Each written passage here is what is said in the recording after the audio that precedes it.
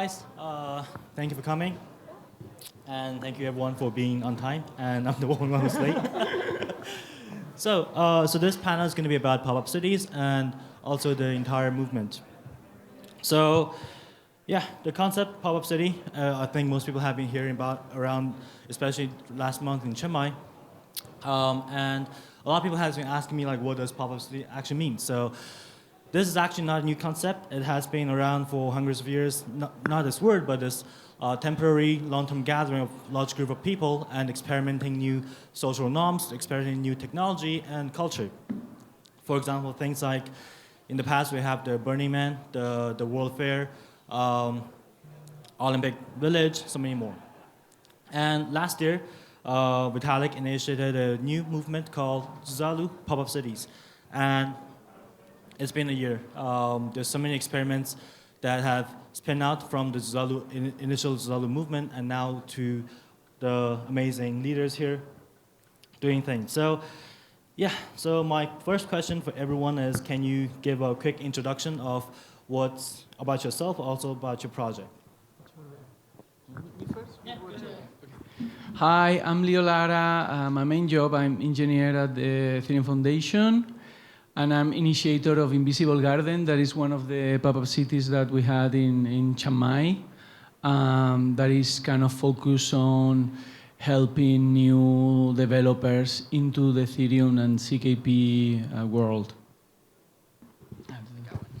Hey guys, I'm Nicole. So I started ZuThailand with Vitalik, and since then I've watched this entire pop-up city experiment really flourish.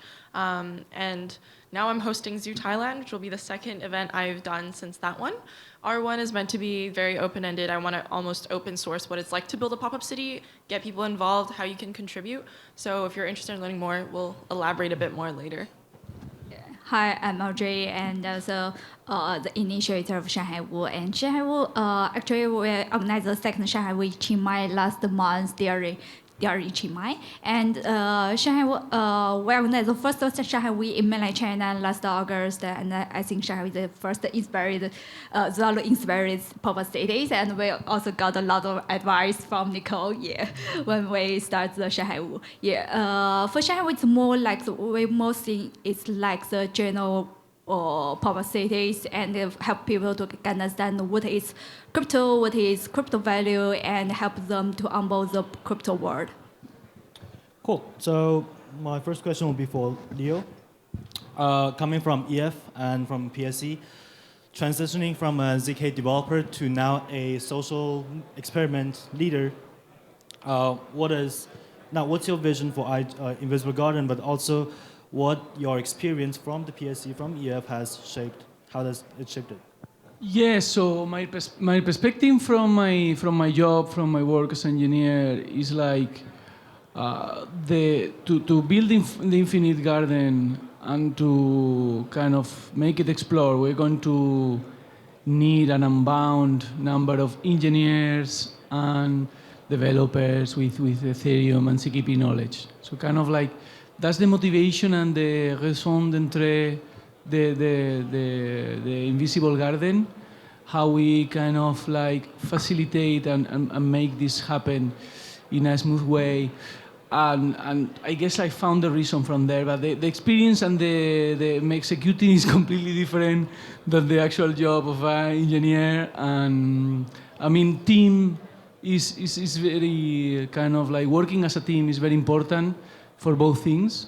But yes, it's a very different experience, no, and requires very different skills. But well, I did similar things in the past as well, so I think all went well. But yes, from the engineering perspective, I think it helped me to understand what the people that want to become developers into Ethereum CKP needed, and actually how to also make them self-select themselves, no? So kind of how to communicate what Invisible Garden was, so the right people wanted to come and the wrong people didn't want to come. Yeah.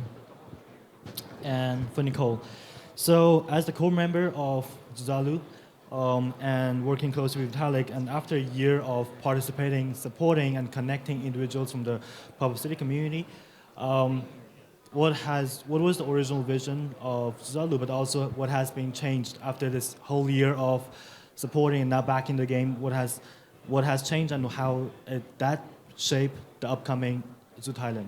Yeah, a lot to unpack there. I think like when we approached Zuzlu at the beginning, it was intentionally an experiment. We made it really, really broad, and we did not know what was going to come out of it. Basically, the initial concept was 200 people for 2 months together in Montenegro, and we would rent out this like giant resort area. We'd build some like shared spaces, and we would gather people to co-work and co-live. So the topics were determined by the topics that Vitalik were interested in at the time, and luckily he is very plural in his interests. So we had coverage for things like zero knowledge, but we also had like a synthetic biology week. We had a governance week. There was a grassroots AI crypto week. So it was a very like fun experience for people to break out of the echo chamber, get to know more, and I think it was like the beginning of something quite special, because then people realized at these gatherings you really get to know people, you really get to collaborate at a deeper level. So I think hopefully for the entire Ethereum sphere this was like a net positive in the sense that like people are more willing to like work with each other in person.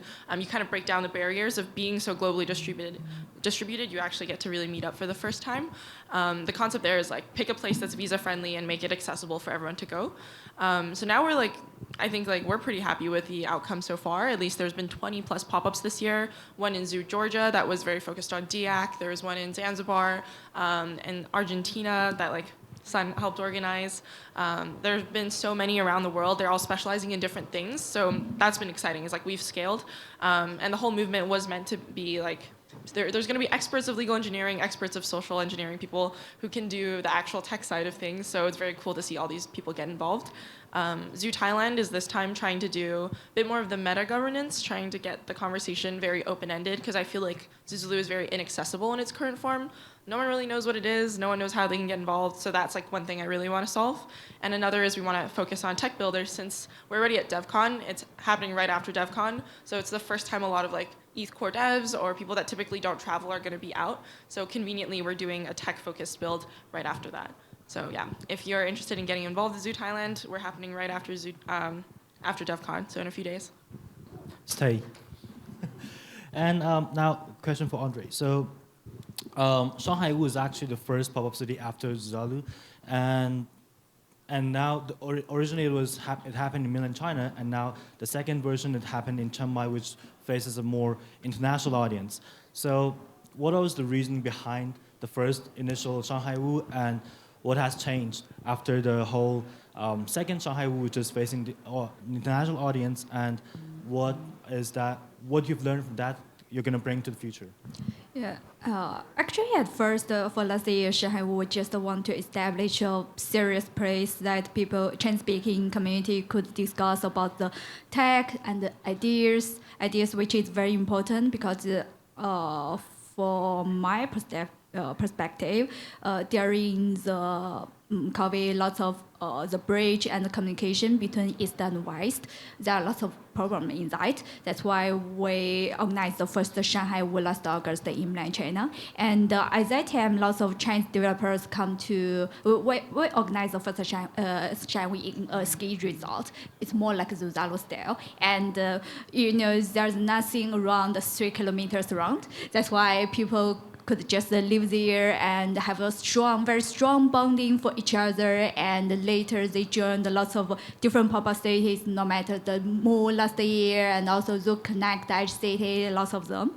And for this year, the ShanhaiWoo is very different, because this year it's in Chiang Mai. It's more like the international pop-up village, and though there are still about 60% of the members came from Chinese-speaking community, but the audience and the members are more global. And I think this year's ShanhaiWoo is more like the bridge to the local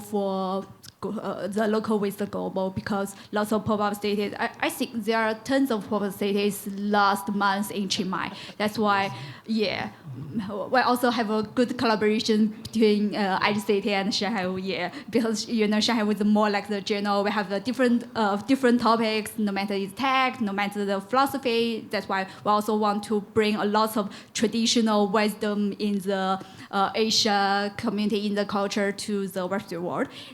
That's why also Invisible Garden have the Dev City, a lot of ZK courses, and help people to get to know about ZK, Ethereum. That's why we have a good collaboration between each other.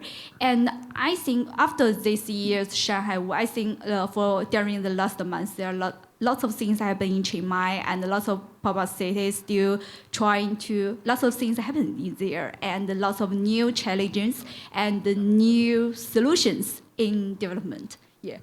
That's why I think after the Chiang Mai, there are lots of new things gonna happen, and the pop-up city may be at the next stage for the whole world. Yeah.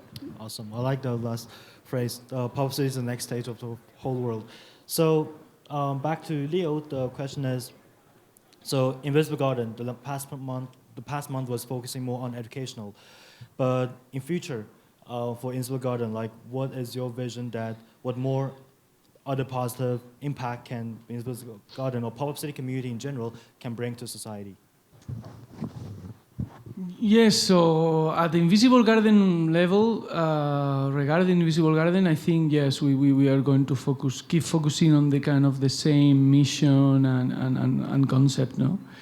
And I think in general, these pop-up cities are kind of like a generator of many things, many ideas, opportunities, connections, and yeah, I think that's going to grow. I think the pop-up cities have to become more clear what is their mission of each of them, and see how they overlap and how they differ, and kind of like communicate better what is like a clear mission. Nice. And for Nicole, so originally the pop city is also related to the network state narrative. And my question would be, how might the pop-up city movement influence the future of urban development, in physical life, but also serve as a model for like digital connected societies? So the combination of digital and physical. Yeah, so originally ZuThailand was not exactly a network state, but we read the book and we were like, this is quite interesting. We want to try and test this physically. So instead of having it all be theory, let's try it practically. I think what has happened is that pop-up cities as a model has proven somewhat valuable.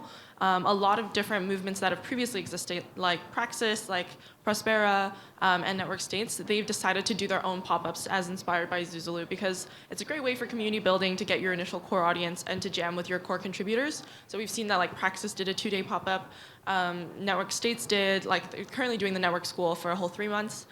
So yeah, it seems like we've catalyzed some sort of new movement and made pop-up cities a bit of a trend. So I agree with like Leo that like you really need to specialize a bit more. You can't just do pop-ups for the sake of doing pop-ups. But what we've seen is like pop-ups are a good format to force people with high agency to rally people around them and start these movements. It's like a very good thing to rally around. So I'm pretty excited for that. It seems like people are more willing to take agency on their lifestyle, and this is something that like a lot of crypto people already do naturally because we're very nomadic. Mm-hmm. But a lot of other interest groups are like coming to these things, like our AI friends are becoming slightly more nomadic and venturing outside of SF, and making some of these tech opportunities more accessible for people that can't get a US visa. Mm-hmm. So I think there's like some public good that's being done, and I'm excited for like the direction of which we would go. I think a big part of this is building new core technologies to make this stuff more like permissionless, decentralized, accessible. Yeah. And for Audrey, quick, because you're the only person who actually finished like 2 pop-up cities on the panel, I didn't say. But then, so my question for you is going to be, what are the essential parts for pop-up cities to be sustainable, but also like long-term impactful for the global innovation? Yeah, actually, I think nowadays is a very big challenge for lots of pop-up cities to get sustainable, especially the funding. Yeah, because lots of the pop-up cities just like the public goods and help people to educate, no matter dev cities, help people to educate lots of developers, and that's why and also for more like ShanhaiWoo, ZuThailand, or Edge City, it's more like the general way, and it's very difficult. Sometimes it's very difficult to get the funding to get them sustainable.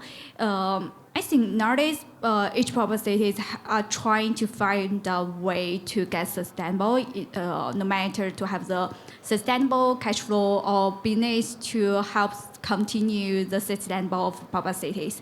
But I think nowadays also some of the proper cities trying to get the fundraising, something like that. But it still takes sometimes to each proper city to find a way to help them sustainable, especially in the funding side. I think nowadays there are also some VCs, more like the public, focusing on the public goods funding VCs, trying to maybe have some percentage of their carry back to the public goods funding, but still in a very early stage and need to take some time to figure out the very sustainable way. Sustainable is a huge problem for a lot of projects. And it's only been a year since the initial ZuThailand, and now we're all here, and there are also like more than 20 projects running around the world. My question is, next year, what's one thing that excites you the most, and what's something that you want to experiment maybe in future?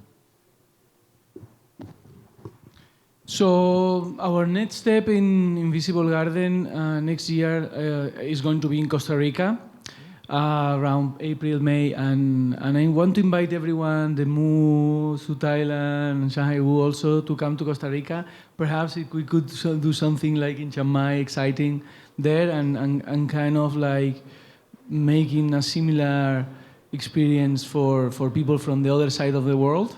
There is I really believe in Costa Rica future and have an amazing Ethereum community for such a small country, and is very, very well connected and has a lot of infrastructure.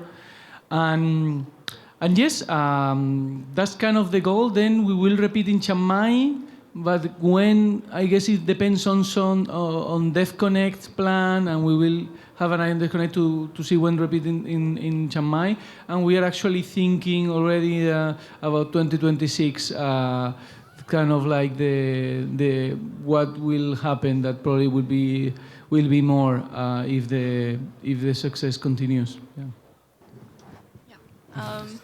Okay. 2025, I have like a secret project that's kind of cooking right now, and it depends on like how ZuThailand goes and how many teams sort of opt in. But I guess like to drop some hints, I'm trying to do something new format, probably shorter period of time, but larger in scale, and with a lot more open contributors building into it. So it's not just like me curating. Ideally, I'm decentralizing. If I succeed, I will decentralize myself out of this, other than to press play on the experiment. So similar time frame. So maybe I can do it around you guys. But yeah, keep an eye out. We'll talk more about it at ZuThailand. And for ShanhaiWoo, I think it's enough for once a year. Yeah. Sometimes I was so confused how the more energy comes from. You guys could have organized the pop-up cities 5 times a year. Yeah. That's incredible. And I think for ShanhaiWoo, we're still trying to find out which city for the next year's ShanhaiWoo, but the time is between maybe the next second half year of next year, and maybe during about August to November, sometime during that time. Yeah, and that's why maybe nowadays we have some potential cities no matter in Asia or Argentina, something like that, but we're still trying to find out which city is a final decision, and I think we could discuss more about it. Awesome. Actually, I want to ask the same question to Sun. He's one of the most like prolific organizers in the space. He's done like 3-4 already, and he has a big plan for next year. So you should talk about that. Right. Thank you. So for us, the Moo team, our plan is earlier next year in February, we're going to be in Ethiopia, in Africa again, hoping to create a residency for community leaders, both young community leaders and the old OG community leaders, to sit down together to plan out how can they support each other to push the blockchain ecosystem in Africa further. And second is we're going to be in Japan next year for the World Expo. For people who's not familiar with this name, maybe the name World Fair is more familiar. So we're going to be there for a month to present blockchain to the 28 million people audience who's going to be there in Japan. So it's quite interesting. And thank you. And last 10 seconds actually, I want to shout out for Nicole about the ZuThailand, because ZuThailand is the only project that's going to happen right now, right after this entire DevCon. So guys, please stay after DevCon and join ZuThailand. You're all welcome. Application on ZuThailand.com. Thank you, guys. All right, thank you guys. And please follow Invisible Garden, ZuThailand, and ShanhaiWoo. Thank you. And see you guys next year.